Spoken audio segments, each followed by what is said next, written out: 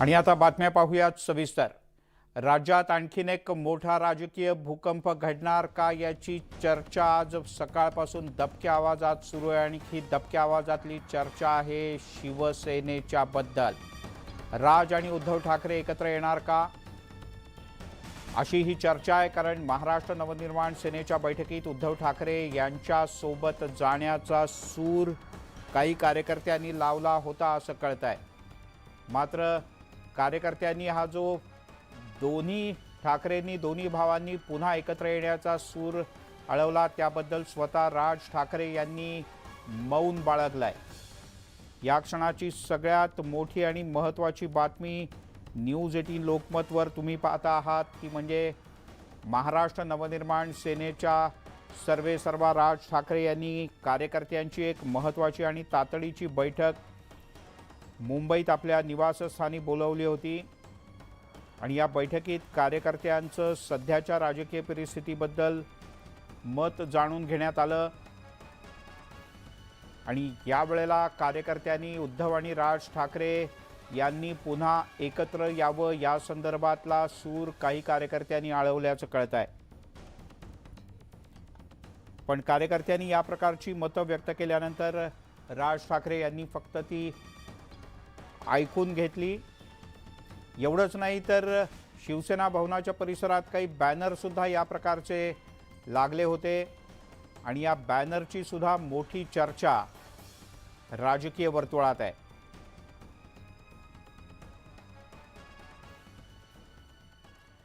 दरम्यान राष्ट्रवादीतून बाहेर पडलेले आणि आता राज्याचे उपमुख्यमंत्री झालेले अजित पवार दुपारी 4 वाजता एक पत्रकार परिषद घेणार आहेत। अजित पवार या दुपारी 4 वाजताच्या पत्रकार परिषदेत राष्ट्रवादी काँग्रेस विधानसभा आणि आमदारांच्या पात्रता अपात्रतेच्या संदर्भातल्या कायदेशीर बाबी स्पष्ट करून सांगतील। या क्षणाची सगळ्यात मोठी आणि महत्त्वाची बातमी ती म्हणजे आज दुपारी 4 वाजता राज्याचे नवे उपमुख्यमंत्री अजित पवार हे एक पत्रकार परिषद घेतील आणि यात राष्ट्रवादी काँग्रेसच्या संदर्भातल्या आणि या नवीन घडामोडींच्या संदर्भातल्या कायदेशीर बाबी समजावून सांगतील। दरम्यान पक्षामध्ये पडलेल्या फुटीनंतर राष्ट्रवादीचे अध्यक्ष शरद पवार पुन्हा एकदा रान उठवण्यासाठी सज्ज झाले आहेत। शरद पवार यांचं कराडमध्ये जोरदार स्वागत करण्यात आलं। यशवंतराव चव्हाण यांच्या समाधीस्थळी शरद पवार नतमस्तक झाले। यावेळी मोठ्या संख्येनं राष्ट्रवादीचे कार्यकर्ते उपस्थित होते। समाधीस्थळावर काँग्रेसचे ज्येष्ठ नेते पृथ्वीराज चव्हाण, राष्ट्रवादी काँग्रेसचे खासदार श्रीनिवास पाटील, अनिल देशमुख, रोहित पवार यांच्यासह अनेक मान्यवर उपस्थित होते। रोहित पाटील म्हणजे आबा पाटील ज्यांना म्हटलं जातं साताऱ्यात, ते सुद्धा यावेळी हजर होते। कराडमधून शरद पवार यांनी बंडखोरीच्या विरोधात लढाईचं रणशिंग फुंकलंय। अजित पवार यांच्या बंडानंतर शेकडो कार्यकर्त्यांनी जोरदार शक्ती प्रदर्शन केलं आणि शरद पवार आणि राष्ट्रवादी काँग्रेसच्या समर्थनार्थ जोरदार घोषणाबाजी सुद्धा केली।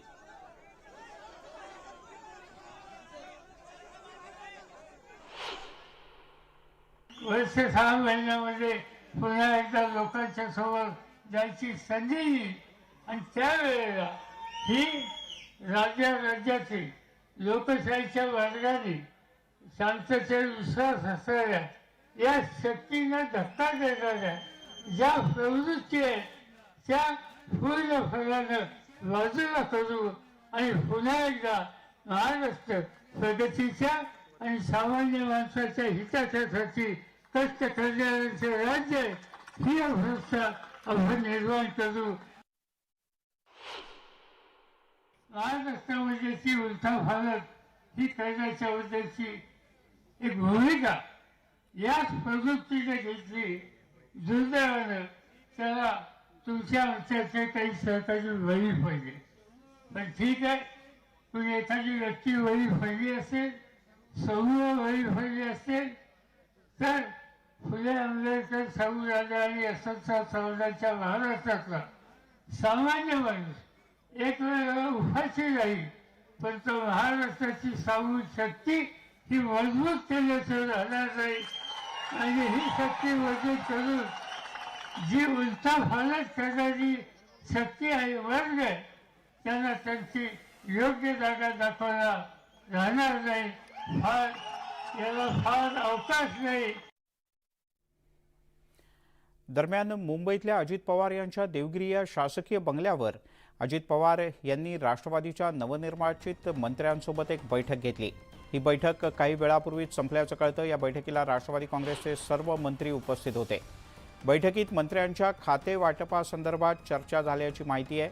आमदार अनिल पाटील यांची अजित पवार यांनी राष्ट्रवादीच्या गटाचे मुख्य प्रतोद म्हणून सुद्धा नियुक्ती केली आहे.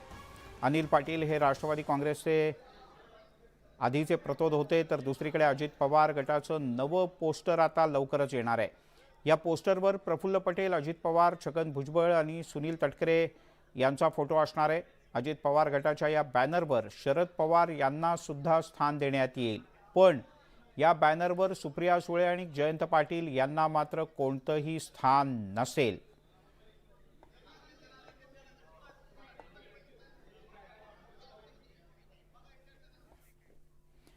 आणखीन एक मोठी बातमी हाती येते ती म्हणजे राष्ट्रवादी काँग्रेसच्या कार्यालयातून आमदारांना फोन गेलेले आहेत. हे फोन सुप्रिया सुळे आणि जयंत पाटील या दोघांनी फोन केले आहेत. आणि या सुप्रिया सुळे आणि जयंत पाटील या दोघांनी फोन करून 5 जुलैनंतर आमदारांवर ज्या पद्धतीने शिव्या दिल्या जात आहेत, ज्या पद्धतीने कराडमध्ये प्रतिसाद मिळतोय, हा प्रतिसाद मिळाल्यानंतर प्रत्येक आमदाराला ही भीती वाटेल की येणाऱ्या काळामध्ये जेव्हा शरद पवार दौरे सुरू करतील आणि माझ्या मतदारसंघात येऊन ते पहिली मीटिंग घेतील, त्या मीटिंग नंतर माझ्या मतदारसंघामध्ये काय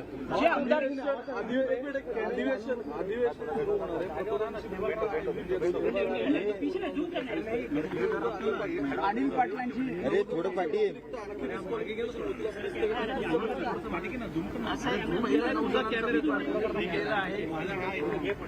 मोबाईल थोडा पाठी गेले.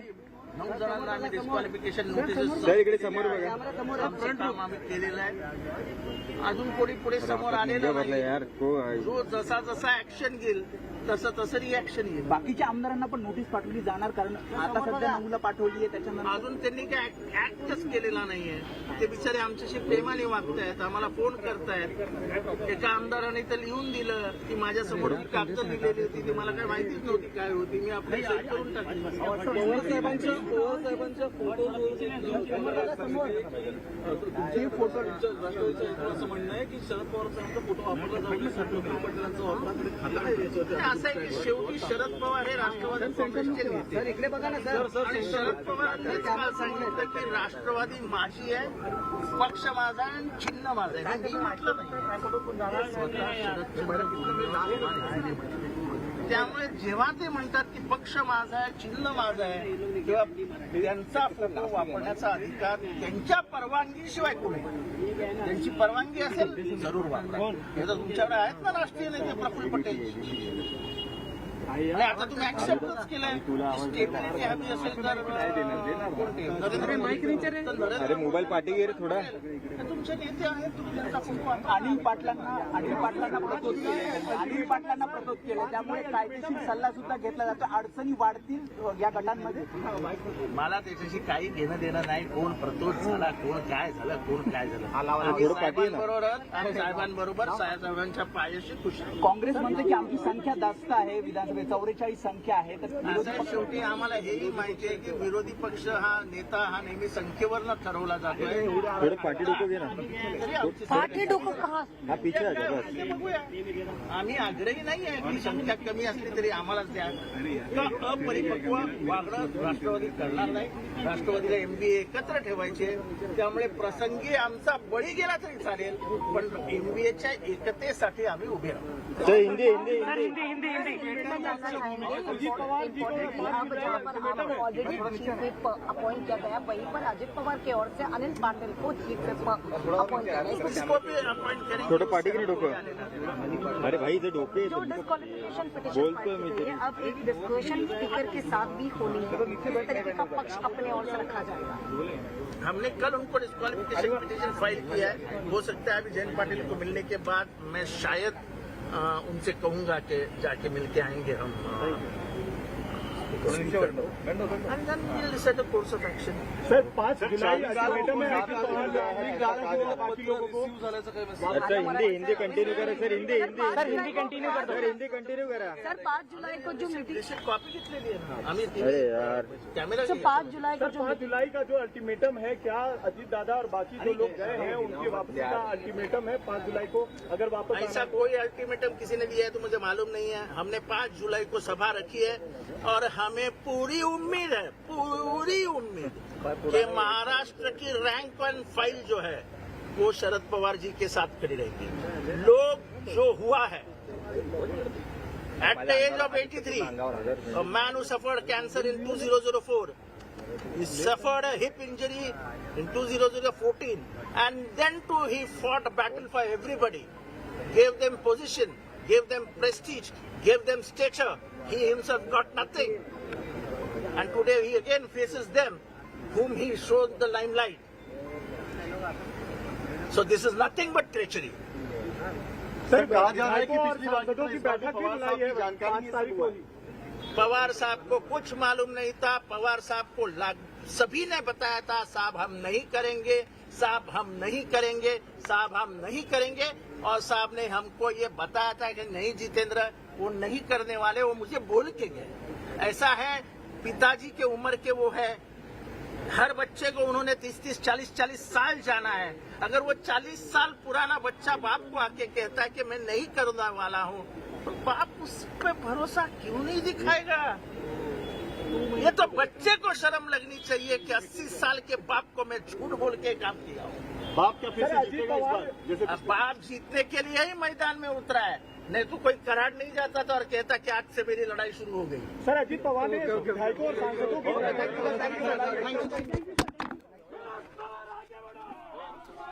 मुळे राष्ट्रवादी काँग्रेसच्या आताचे नवीन राष्ट्रवादी काँग्रेसने जितेंद्र आव्हाड यांना विरोधी पक्षनेता म्हणून नियुक्त केलं आहे, पण जितेंद्र आव्हाड यांच्या ठाण्यात सुद्धा राष्ट्रवादी काँग्रेसमध्ये फूट पडली आहे। कारण आनंद परांजपे यांनी जितेंद्र आव्हाड यांना विरोध दर्शवत अजित पवार यांच्यासोबत आपण असल्याचं म्हटलं आहे।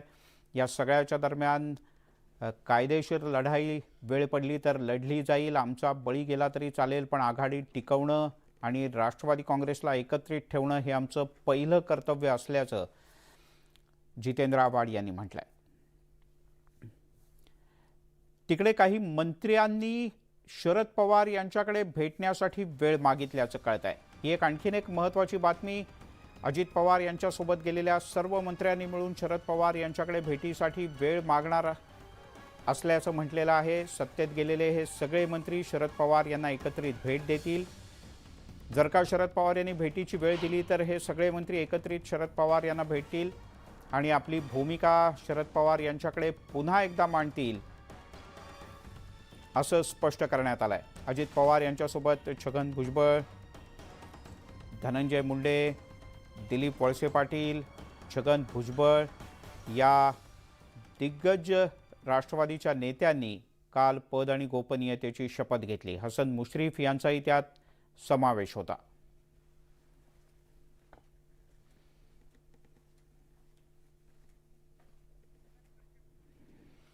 आणि थेट जाऊयात राष्ट्रवादीचे नेते एकनाथ खडसे बोलतात।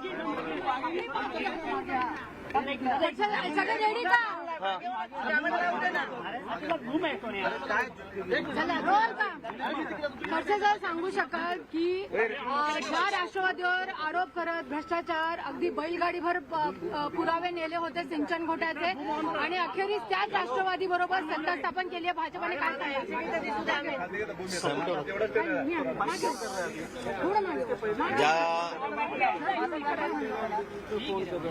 ज्या राष्ट्रवादी काँग्रेसवर आरोप केले होते आणि औरंगाबादला म्हणजे आता छत्रपती संभाजीनगरमध्ये त्या कालखंडामध्ये बैलगाडीभर पुरावे घेऊन माननीय विनोद तावडे, देवेंद्रजी फडणवीस, सुधीरभाऊ मुनगंटीवार वगैरेंनी या ठिकाणी हे सगळे पुरावे जिल्हाधिकाऱ्याकडे देऊन चौकशी करा अशी मागणी केली होती।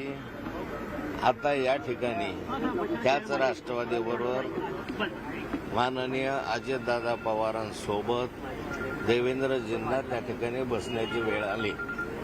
देवेंद्रजींनी महाराष्ट्राच्या विधानसभेमध्ये अनेक वेळा राष्ट्रवादी काँग्रेसवर भ्रष्टाचाराचे आरोप केले. अनेक मंत्र्यांना त्या ठिकाणी घेरण्याचा प्रयत्न केला. विरोधी पक्ष नेत्यांना असताना सुद्धा त्यांनी, मी विरोधी पक्ष नेता होतो, ते माझ्या समवेत होते, त्यावेळेसही सर्वांवरच जवळपास आरोप केले आणि एक रान उठवलं होतं. आता भारतीय जनता पार्टीमध्ये त्यांना घेतलं. समय बडा बलवान आहे. या ठिकाणी त्यांना घेतल्यामुळे आता ते स्वच्छ झाले, पवित्र झाले आणि भारतीय जनता पार्टीच्या वॉशिंग मशीनमध्ये त्यांना टाकल्यामुळे आता त्यांच्या बरोबर बसवण्याचा मान त्यांना मिळाला. सर, ओबीसी ज्या पद्धतीने आपण पाहिलं की छगन भुजबळ गेले, ओबीसी नेतृत्व म्हणून गेले आहेत, याला तुम्ही ह्या राजकारणाला कशा पद्धतीने बघताय? नाही, छगन भुजबळ साहेब म्हणजेच एकटे ओबीसी आहे का? एकनाथ खडसे का ओबीसी नाही का? अनेक ओबीसी नेते आज माननीय शरद पवार साहेबांबरोबर आहे. शेवटी भुजबळ साहेब गेले, एक चांगला चेहरा ओबीसीचा गेला ह्याचं उणीव असतेच, परंतु कोणत्याही राजकीय पक्षामध्ये या उणीव भरून काढण्यासाठी नवं नेतृत्व उभं राहत असतं.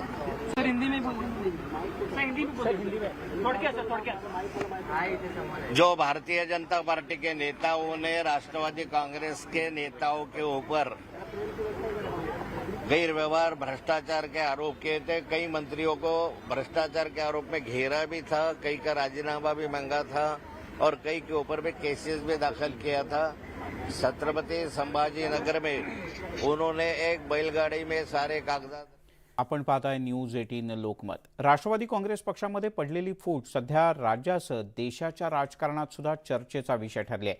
या पार्श्वभूमीवर शरद पवार यांनी महाराष्ट्राच्या दौऱ्याला सुरुवात केली आणि पक्ष पुन्हा नव्यानं उभा करू अशा प्रकारचा निर्धारही व्यक्त केला आहे. दुसरीकडे सकाळी शरद पवार यांचीच राष्ट्रवादी काँग्रेस आहे अशा प्रकारचा अप्रत्यक्ष दावा, दुसरीकडे ही सगळी खेळी खुद्द शरद पवार यांचीच आहे असा अप्रत्यक्ष दावा मनसेचे अध्यक्ष राज ठाकरे यांनी केला आहे. शरद पवार यांच्या कन्या सुप्रिया सुळे या केंद्रात मंत्री झाल्या तरी मला आश्चर्य वाटणार नाही असंही राज ठाकरे यांनी म्हटलंय. काही वेळापूर्वी राज ठाकरे यांनी आपल्या सर्व पदाधिकाऱ्यांची एक बैठक शिवतीर्थ इथे बोलावली होती आणि या बैठकीत राज ठाकरे यांनी हे सूतोवाच केल्याचं कळतं. दिवसेंदिवस राजकारण अतिशय किळसवाणं होत चाललंय. स्वतःच्या स्वार्थासाठी वाटेल त्या तडजोडी कराव्या लागतायत आणि महाराष्ट्रात याचं पेव फुटलंय असंही राज ठाकरे यांनी नमूद केलं.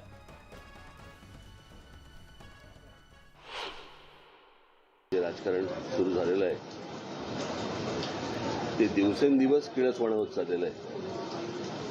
कळलं का? कोणालाही या लोकांना मतदारांशी काही देणं घेणं नाही.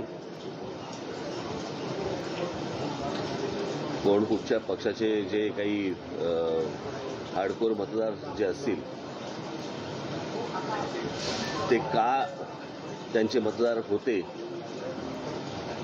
याचा सगळ्यांना विसर पडलेला आहे. स्वतःच्या स्वार्थासाठी म्हणून वाटेल ते कॉम्प्रोमाइजेस करायचं हे सध्या महाराष्ट्रामध्ये जे पेव फुटलेलं आहे. मला असं वाटतं लोकांनी या गोष्टींचा गांभीर्याने विचार करणं गरजेचं आहे. यासोबत या बुलेटिनमध्ये इथेच थांबूया. थोड्याच वेळात माझी सहकारी रेणुका घेऊन येते जगाच्या पाठीवर.